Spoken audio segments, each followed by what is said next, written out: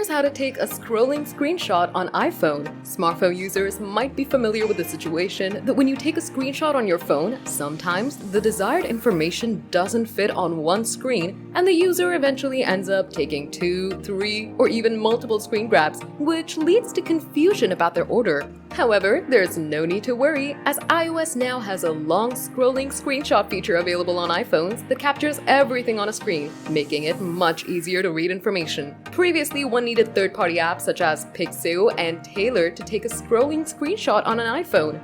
For taking a scrolling screenshot, follow Gad Insider's guidelines. Take a screenshot by pressing the side or top button and the volume up button simultaneously. Tap the preview in the bottom left corner before it disappears. Choose the full page option in the top right corner. The full page option will only appear when there is more than one page worth of content on screen. You can preview all the pages and use markup before saving it. Or you can also tap the crop icon, a square-shaped icon next to Done, to edit what part of the full page you want to save. Tap Done in the top left corner to save, or you can also click the share button in the top right. With this new iOS option, take a scrolling screenshot or full page screenshot, providing you with a PDF of everything on a document, web page, or a note in Apple's apps.